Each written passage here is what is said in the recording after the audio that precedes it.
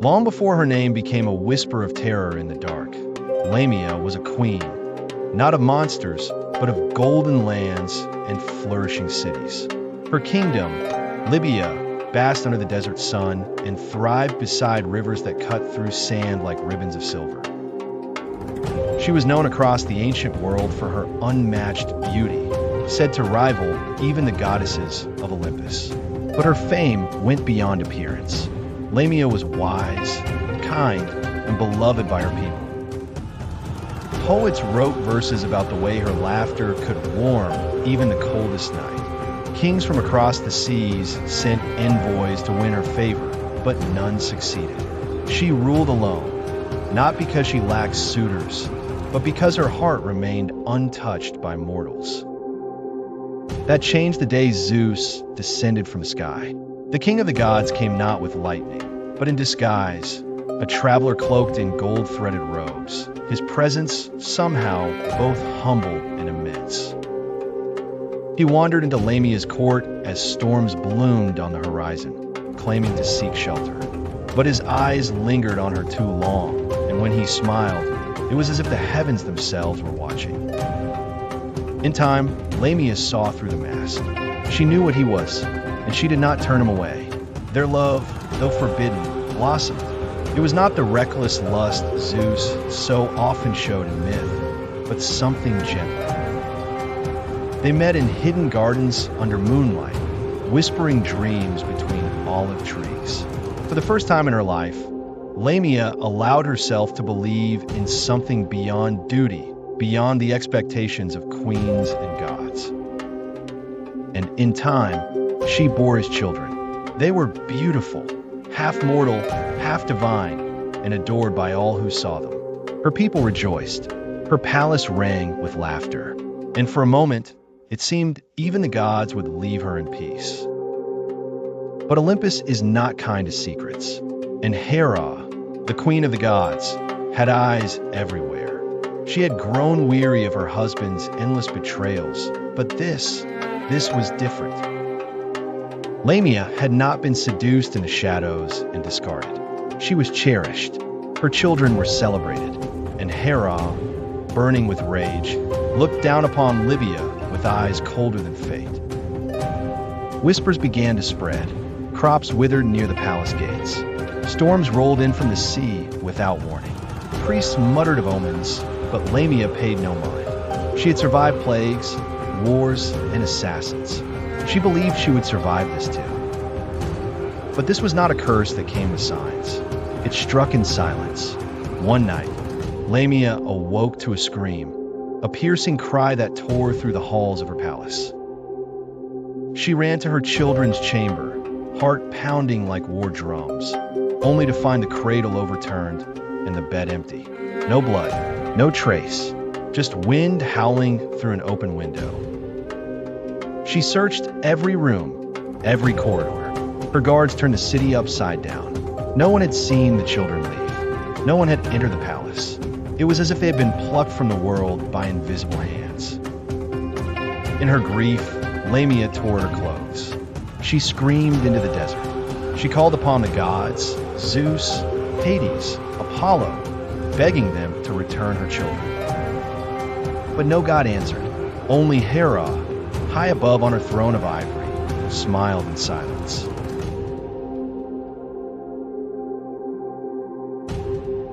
There are many kinds of grief.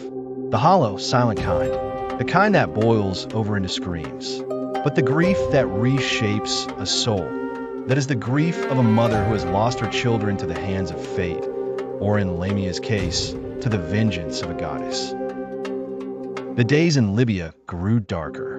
The sun still rose, but its warmth never reached Lamia's skin. She wandered the halls of her palace like a ghost, tracing her fingers along empty cradles, whispering lullabies to rooms filled with silence. Servants watched from behind curtains, afraid to speak her name, as if acknowledging her presence might invite the curse into their own homes. Zeus did not return, whether out of guilt or fear of Hera's wrath. The king of the gods remained distant. Lamia's only comfort had vanished with her children, and now the world watched her unravel. But Hera was not done. The Queen of Olympus had long grown tired of her husband's affairs, but this was never about Lamia alone. It was about setting an example. Hera did not destroy Lamia's body, she destroyed her legacy. She robbed her of what mattered most, and then twisted the blade in the aftermath. A new curse settled over Lamia, one far crueler than death. She could no longer close her eyes. As sleep fled from her like a frightened animal, Lamia began to lose the barrier between dreams and reality. Day bled into night. Visions haunted her waking hours. She saw her children's faces in mirrors, their tiny hands reaching for her from shadows. Her mind fractured under the weight of exhaustion, and still, the gods offered no reprieve. Desperate for even a moment of peace, Lamia clawed at her own face. She begged the stars for rest, tore the curtains from her windows to block the eternal light. In her madness, she gouged out her eyes just to sleep. But Hera's curse was eternal. The moment her lids closed, the curse flared to life, forcing her awake once more. The gods were watching. They wanted her broken, not dead. Her servants abandoned her. Her advisors fled. The palace of Libya became a tomb. Wild vines crept through its corridors. Animals nested in its gardens. And the once glorious queen wandered its ruins barefoot, her hair matted, her breath ragged. And then, something within her snapped. It was not sudden. It crept in like a slow-moving storm, building over weeks of hunger, isolation, and madness. Her grief hardened into hatred, her sorrow into rage. And in the reflection of a still, black pool in the palace courtyard, she saw her new face. Not fully human, her skin, once flawless, was now tinged with a cold, human pallor. Her teeth had sharpened, her limbs elongated, and deep within her, something ancient stirred, a hunger that could not be filled with bread or wine. It was the echo of Hera's final curse. She would hunger forever, not for food, but for what was taken from her, for children, for innocence, for life.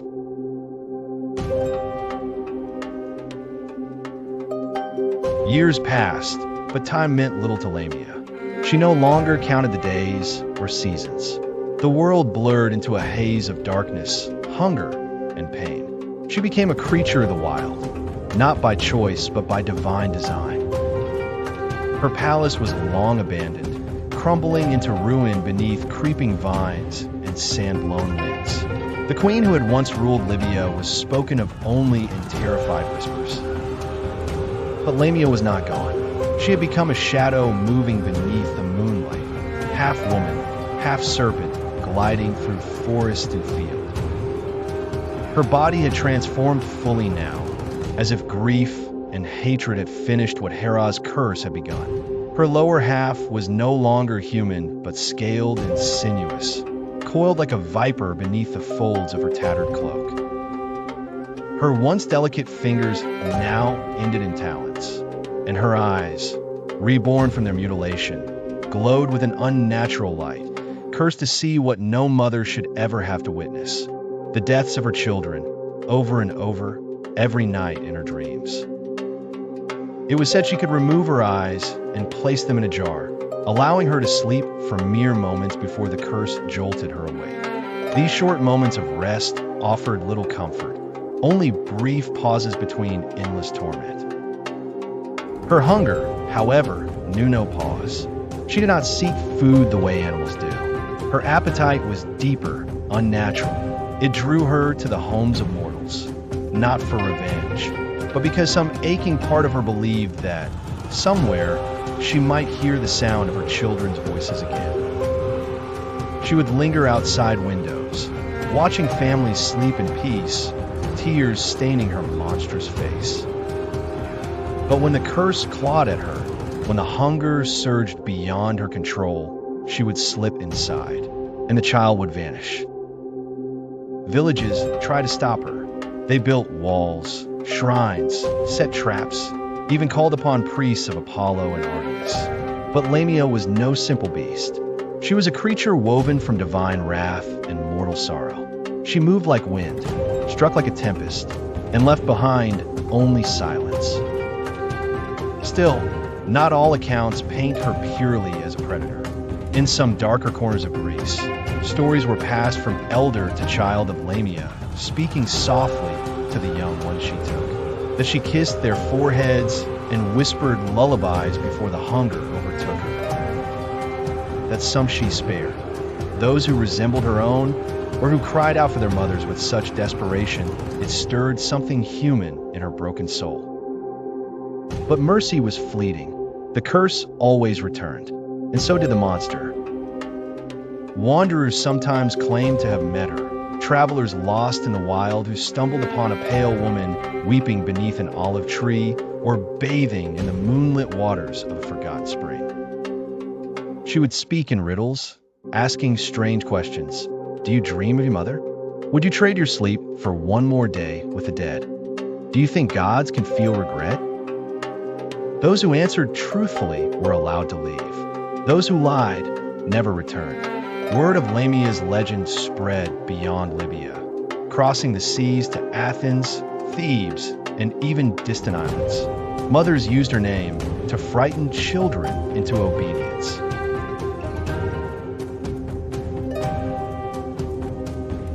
They say stories change in the telling. That time reshapes memory like wind over stone. So it was with Lamia. To some, she was a fiend, a child-eating horror, lurking in shadows, crawling into nurseries by moonlight. To others, she was a mother, broken and cursed, transformed not by evil, but by the cruelty of gods who play with mortal lives like pieces on a game board. And yet, Lamia herself continued, drifting like smoke across the world, unaging, undying, untethered to time or place. She had no home, no sanctuary. Wherever children laughed, her curse pulled her nearer, not out of malice, but because it reminded her of what she had lost. In forgotten temples and caves deep in the mountains, shrines to her appeared, not large, not grand, just scattered bones, tiny shoes, and trinkets left behind by grieving mothers who whispered her name with trembling lips. Lamia, take my pain. Lamia, hear my cry. Lamia, spare my child. Priestesses of darker cults began to call her Mother of Mourning. They said she could teach one how to harness sorrow into power, that in dreams she visited the desperate, offering glimpses of lost loved ones in exchange for pieces of their soul. Some believe she had become something greater than the gods themselves, a raw embodiment of suffering, untouchable and eternal. But those were tales. The truth, if there is one, lies somewhere beneath the myths, in a grove long forgotten by time, hidden where maps end and even gods rarely tread. Lamia sat beneath a crooked fig tree. Her monstrous form shimmered in the pale moonlight, serpentine, weary, weathered by centuries. She no longer wept, for she had no more tears. She no longer fed, unless the curse burned so fiercely that resistance was impossible. Her hunger remained, but her hatred had quieted. There, under stars that had watched her fall and rise, she whispered to the wind, "If you find them, my children, tell them I waited. Tell them I searched. Tell them I still remember the sound of their laughter." Her voice cracked like dry leaves. No one answered. But that night, something stirred. A soft breeze passed through the trees, carrying the scent of sandalwood and myrrh. And for the first time in what may have been millennia, Lamia closed her eyes and dreamed. In her dream, she stood in a garden, whole, human, her hair braided with gold, her skin sun-kissed and warm. Her children ran to her, their laughter echoing like chimes. She bent to embrace them, her arms trembling not with hunger, but with joy. Zeus stood at a distance, silent, watching, and beside him, Hera, the Queen of Olympus, said nothing. But in this dream world, her expression held no wrath, only sadness, regret even. But dreams are fragile things. Lamia awoke just before sunrise, her claws embedded in the soil, her teeth clenched against the sob that ripped from her chest. It had not been real, but for a moment, she had remembered who she was. Not a monster, not a myth, but a mother. And so she rose once more and vanished into the trees, her silhouette dissolving in the morning mist. Even now, storytellers still invoke her name, some to frighten, others to mourn. In ancient texts, philosophers debated whether Lamia was ever real, or merely a symbol of maternal grief twisted into terror. But in quiet corners of the world, travelers speak of glimpses. A woman with hollow eyes weeping beside a dry riverbed. A childless widow who dreamed of her lost son, only to awaken and find a gold coin on his empty pillow. A lullaby heard in the wind, sung in a voice older than memory. And so her legend endures.